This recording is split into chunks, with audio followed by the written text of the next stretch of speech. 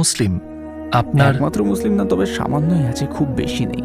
কিন্তু ওই সময় একটা কোরিয়ান মুসলিম আমাকে মেসেজ করেছেন। তার নাম কারাম। উনি মদিনায় পড়াশোনা করেছেন।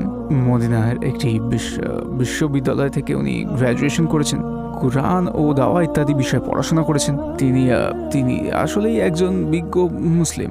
তো মেসেজে বলেন তোমাকে সাহায্য করতে চাই। তো আমি দেখা করলাম। আমি তাকে এই প্রশ্নটা করেছিলাম, যেমন আমার বিশ্বাস আছে, কিন্তু আমি জানি না যে আমি মুসলিম হতে পারবো কিনা। আর উনি আমাকে বললেন, তুমি কি এটার ব্যাপারে বুঝতে পারছো?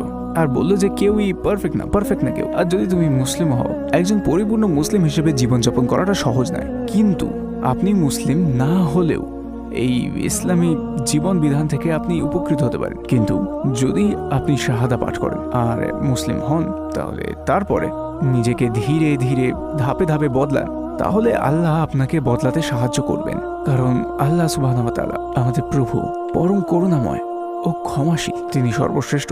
অতএব তিনি আপনাকে সাহায্য করবেন। তো আপনার আগে মুসলিম হয়ে যাওয়া উচিত। কারণ আপনি জানেন না, মানে কখন কি ঘটবে কেউ জানেন। আমি মরে যেতে পারি, আমার হার্ট অ্যাটাক হতে পারে, সড়ক দুর্ঘটনা হতে পারে, আমি জানি না, আমি মারা যেতে পারি। মানে হয় আজকে, আমি কেউ ভবিষ্যৎ জানে না। হ্যাঁ, তো আমি তেমনটাই ফিল করি। তো আমি ভাবলাম যে আমার মুসলিম হয়ে যাওয়া উচিত।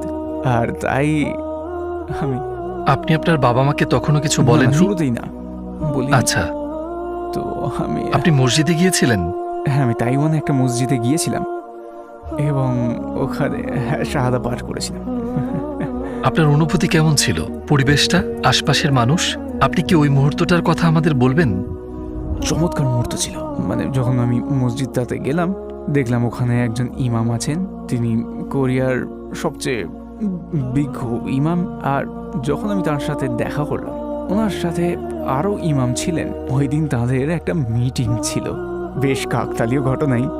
তো আমি যখন শাহাদা পাঠ করলাম, ওই জায়গার সকল মানুষ আমাকে এসে অভিনন্দন জানালো, ইসলামের পথে স্বাগত জানালো। আর আমার মনে হলো, জানেনই তো, যখন শাহাদা পাঠ করা হয়, আগে সমস্ত পাপ মুছে যায় আর আপনি একটা নতুন জীবন লাভ করেন, ঠিক এক নবজাতকের মতো।